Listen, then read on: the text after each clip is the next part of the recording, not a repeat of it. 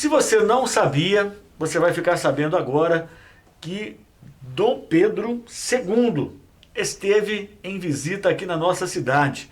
E para falar sobre isso, nós convidamos o produtor cultural, o José Maria Fagundes, que vai falar sobre a comemoração dos 140 anos da visita do imperador aqui na nossa região, na nossa cidade, inclusive.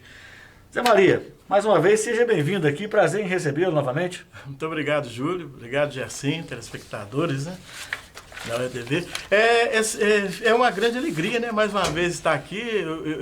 Nós tivemos a oportunidade outras vezes de estar aqui e, assim, já me sinto da casa. Né? Contar um pouquinho da história da cidade. E agora falar um pouquinho da história da cidade, né, e um fato, assim, que tem uma grande relevância. Eu até fui contestado a respeito, assim, por algumas pessoas que têm uma visão mais ideológica da coisa, que se há importância pelo fato de ser o imperador, né? Eu não tenho esse perfil de monarquista, né? Pessoalmente eu sou um republicano, mas independente de qualquer coisa, há a importância do fato histórico, inclusive na relação, assim, dos melhores governantes que o nosso país já teve. Certamente o Dom Pedro II tem o seu lugar, né, pela visão que ele tinha, visão moderna. E no caso aqui, falando especificamente de Ubá, diante de comentários, algumas pessoas fazem algumas colocações que nem são verdadeiras em relação a isso, e por isso eu tive essa preocupação. Opa, isso através de documentos sempre. Através de documentos, que é muito importante. Às vezes a história nos obriga a tirar certas conclusões de alguns fatos, e a gente tem que deixar sempre claro quando não é uma informação concreta, mas assim, sempre buscando as informações. No caso de Dom Pedro II, existe inclusive, vou mostrar aqui para facilitar. Pode mostrar lá. Aqui, essa capa até eu tive o cuidado de tomar a partir de outros livros, tá, gente? Só para poder ter guardado o documento. É o Diário de Dom Pedro. Que é o Diário de Dom Pedro II. Volume 24 e 25, onde ele relata isso aí. Fora isso, a gente faz algumas pesquisas na internet, pesquisas de jornais de época, de registros, né? Biblioteca Nacional, onde a gente encontra. Tudo isso para comprovar que realmente o homem para comprovar aqui. E isso aí é um fato concreto. Algumas histórias, assim, que às vezes falta um pouco como é que eu vou dizer, que não são verdadeiros, que é distorcidos os fatos. Ouve-se, por exemplo, falar que o Dom Pedro esteve aqui em Ubá em 1881 para fazer a inauguração, né, da ferrovia de Ubá, né? Mas não é verdade. A nossa ferrovia ela foi inaugurada uns anos antes, né? 1897, e inclusive, quando as pessoas de Ubá tentaram fazer uma festa mais oficial, assim, de inauguração, eles pediram que não, que aguardasse, que o imperador queria fazer todo esse papel de inauguração. Mas aí ela começou a operar normalmente, e em 1881 a ferrovia já chegava até a cidade de São Geraldo. A cidade de São Geraldo, inclusive, ela nasce em função da ferrovia, que ela um primeiro passo que seria até onde é a cidade de São Geraldo hoje, e depois preparar para subir a serra, né? A Serra de São Geraldo, onde já exigiria um projeto mais ousado. Mas a função da estrada de ferro, inicialmente era a estrada de ferro Rio Doce, ela tinha inclusive um outro contorno, que seria passando por Juiz de Fora, vindo para aquela região do Pombo, onde depois, em 1886, foi construída uma nova ferrovia. Mas assim, e sempre com a ideia de passar por Ubá. A Leopoldina, ela vem em direção de Cataguás, vamos apontar assim, né, em Ubá, e indo até Rio Pomba, porque o imperador já se dizia que ele iria até tomar as águas do Rio Doce. Ele ia chegar até a cidade de Ponte Nova. Mas aí Dom Pedro vem e no dia 29 de abril de 1881... Essa foi a data exata que ele esteve. A data da chegada dele. Foi quinta-feira passada, né? Exato, que foi comemorado.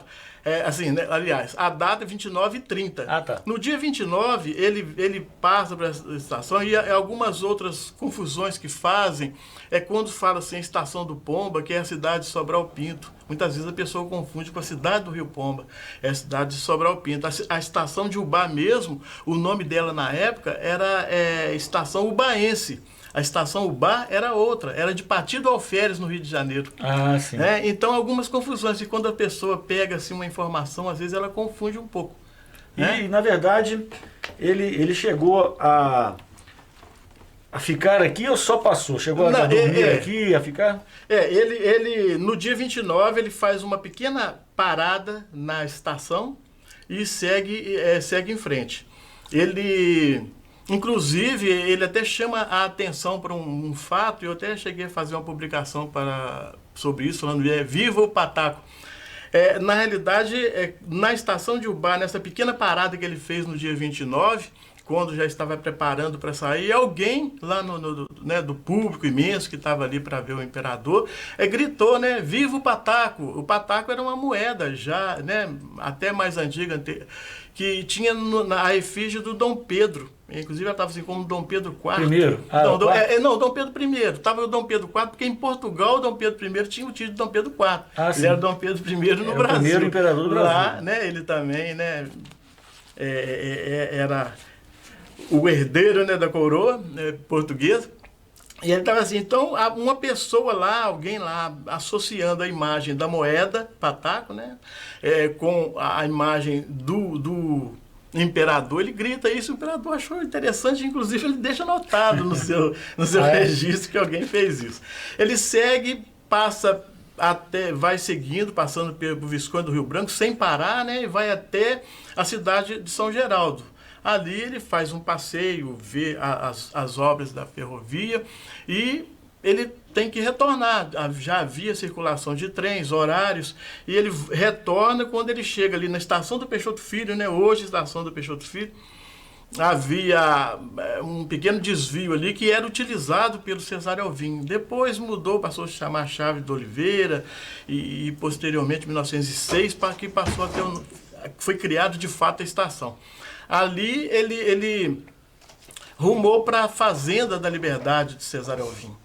Que era no Peixoto Filho. No Peixoto Filho. Infelizmente foi demolida, né? Um crime contra o nosso patrimônio cultural, lamentavelmente.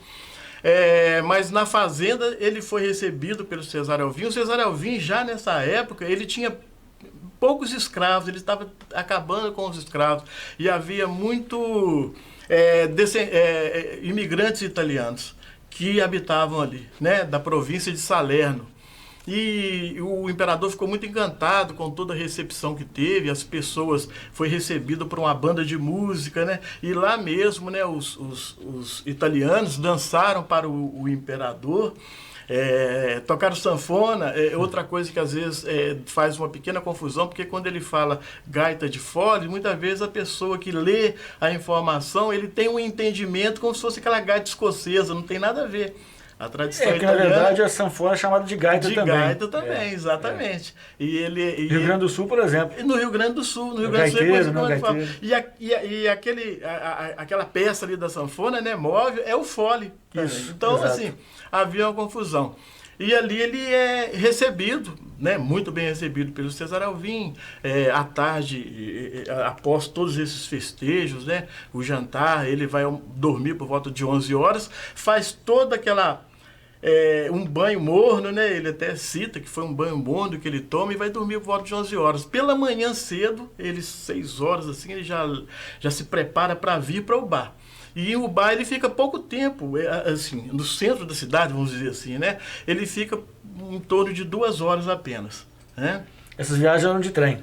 Eram de trens. E quando ele vem para Minas, ele faz uma viagem longa. Ele não vem diretamente para essa região aqui. Ele passa por Santa Luzia, vai até Barbacena. E um longo trecho desse caminho ele percorre, às vezes a cavalo, às vezes em lombo de mula.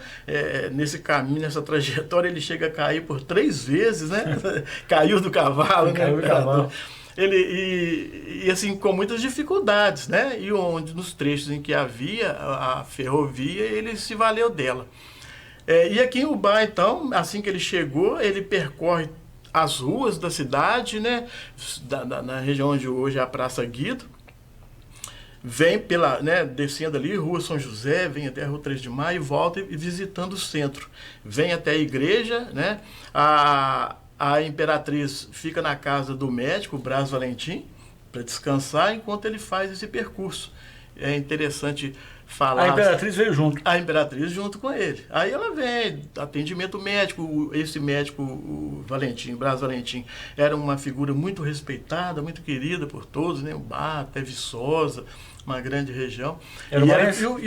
Não, ele era, assim, o Baense não. Eu tenho a impressão, eu não tenho essa certeza, posso buscar melhor essa informação, mas que ele é de Viçosa, mas ele estava aqui em Ubá, trabalhava aqui em Ubá, né? E nessa visita dele, quando ele chega, vai até a igreja naturalmente, faz orações e visitou a Câmara Municipal, né? E cadeia, a Câmara, parece que na época ela funcionava onde hoje é a sede da Energisa, né? Na Praça São Januário. Na Praça São Januário, visita na praça. E visita a escola, e na escola ele até faz uma crítica assim, com relação ao ambiente da escola, que não era muito bom, mas elogia o trabalho da professora. E na cadeia, inclusive, um fato que foi assim, amplamente noticiado, é que quando ele chega, ele encontra dois presos, né, presidiários ali, que estavam presos por grilhões, amarrados com correntes. E quando ele vê, ele estranha aquilo ali e pergunta por quê, e ele é informado assim que a cadeia não oferecia muita segurança. Então havia o risco de fuga, mas ele não aceita, ele exige que sejam, né, tirados dos grilhões aquilo ali, por considerar um tratamento desumano. E aí, né, uma coisa que deve ser notado, até pela época, né, se hoje a gente já vive situações de... Sem dúvida. Né, de desrespeito, né? E aí o imperador faz todas essas visitas, visita também a biblioteca. Ah, é? Quer dizer, ele teve a preocupação de conhecer a biblioteca de Ubá. Né? Que bacana. Ele fez isso aí. Outra coisa que se diz também é que ele fala que a igreja de Ubá era feia. Isso é um comentário recorrente. Era São Januário? A igreja de São Januário, né? Ela tinha até aquele outro formato, né? Mas sim, antigo, já foi reformada. Depois ela sofreu uma alteração, uma degradação também, né? Na sua fachada, infelizmente. Mas não foi verdade. Ele, no diário, inclusive, consta que ele fala assim, que é uma igreja muito grande. Ele elogia por isso, não faz mais comentários. Eu tive, diante dessas conversas de que ele criticou, eu busquei muita informação, pesquisei muito para ver se eu via algo fora daquilo ali onde ele estivesse fazendo críticas, mas na verdade não existe essas críticas à igreja. Não. Ele reclamou da qualidade da escola, né? A professora... E qual era a escola? Não sei o nome da escola. Não, muitas vezes a pessoa, eu nem tenho o nome, algumas especulações, mas eu não tenho o nome certo, talvez a gente venha falar, ou alguém que tem esse conhecimento acabe informando a gente, mas assim, a escola era na própria casa, né, da professora, que era esposa do agente, né, de Correios, e não tinha condições muito adequadas, mas o trabalho dela era um trabalho que merecia elogios, né? E assim o imperador fez. Um fato que eu não citei, que no dia 30, né, pela manhã, também outra coisa que cria uma certa polêmica, por isso que eu achei até interessante a gente ter essa oportunidade, é que quando ele sai, inclusive alguns trabalhos que eu tive a oportunidade de ver, de pós-graduação, né, de mestrado, algumas pessoas falam que o imperador tomou banho de cachoeira. Na verdade, ele não tomou banho de cachoeira. Ele alega que ele tomou banho de queda d'água pela manhã. É até uma novidade, né? Eu me lembro aí já no outro tempo, né? Não sou tão velho assim, mas que meu tempo de criança a gente brincava muito nas imediações da Fazenda da Liberdade.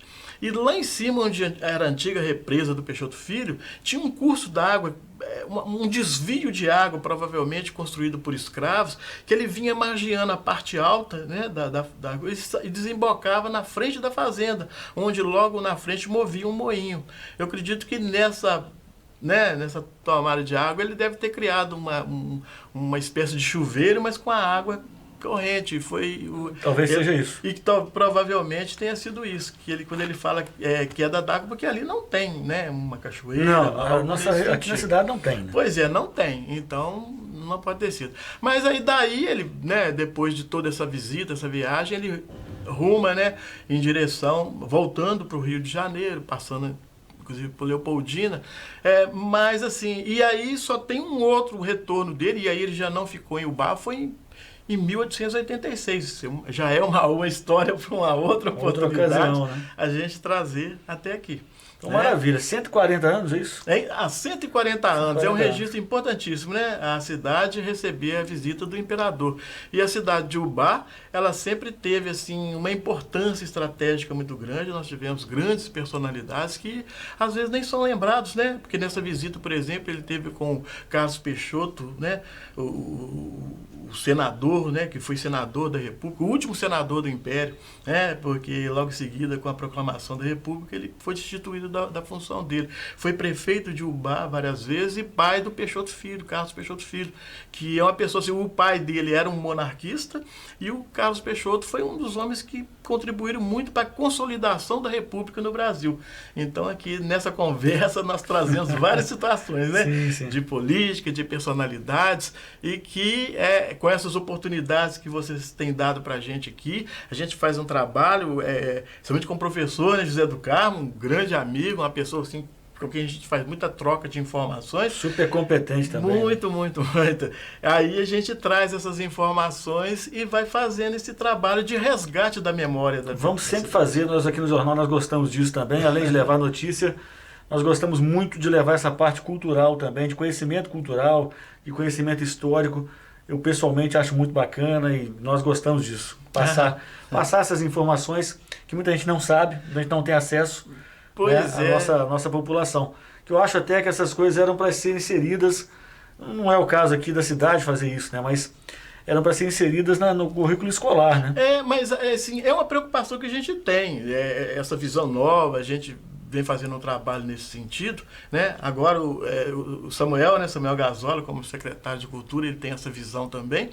E o trabalho que a gente desenvolve na Secretaria de Cultura é nesse sentido, de promover, levar até as escolas, levar até as pessoas essa educação patrimonial, né, para que a cidade se identifique com o patrimônio que tem. Não apenas a questão da arquitetura, né, que ela sofreu muitas mudanças, mas também a nossa história, que é lindíssima, é lindíssima. Sem dúvida.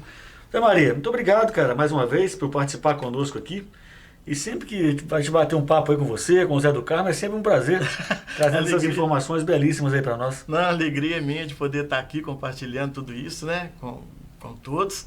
E agradecer mais uma vez, tá? Essa oportunidade que vocês oferecem para a gente e buscar ver, tentar, né, de alguma forma, estimular a população a buscar esse conhecimento da nossa história, da nossa identidade cultural, porque isso aí é base para qualquer coisa, até para a questão de desenvolvimento, né? Não se desenvolve se você não se identifica com o local. Para quem quiser ter acesso a esses documentos, você pode ter acesso? Pode procurar, ter acesso? Pode.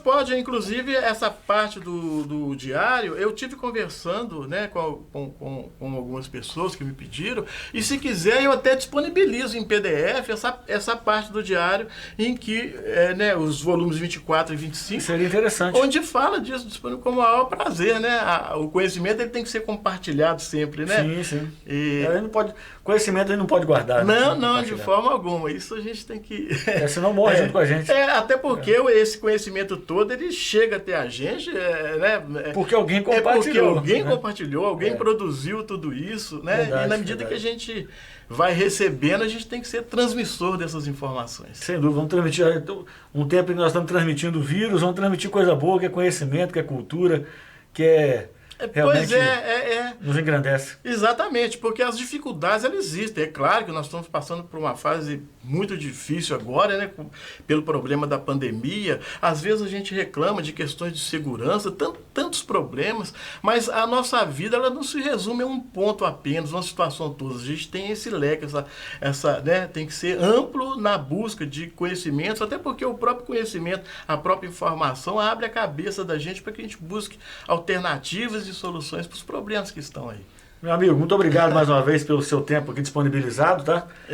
Vamos nos falar tanto com você quanto com o Zé do Carmo também. Professor Zé do Carmo, importante nesse trabalho aí, grande parceiro. Sem dúvida, um grande abraço, muito obrigado. Eu que agradeço, obrigado. Zé Maria Fagundes, ele que é produtor cultural aqui na nossa cidade, contando histórias aí interessantíssimas, belíssimas, sobre a nossa história, a história de Ubá. De segunda a sexta, às 11h30, assista ao Jornal Ubá em Foco, ao vivo pela página do Facebook e pelo canal do YouTube da Web TV Uai. Apoio cultural de FUPAC Ubá, Hospital Santa Isabel, Audição, Aparelhos Auditivos, Restaurante Japonês Higawari e Prefeitura Municipal de Ubá. A notícia com credibilidade e a qualidade que você merece. De Ubá para o mundo. Faça um anúncio na TV Uai e apareça para milhares de pessoas ao mesmo tempo. Solicite uma visita de um de nossos corretores pelo fone 99970-1001. Na TV Uai você aparece de verdade.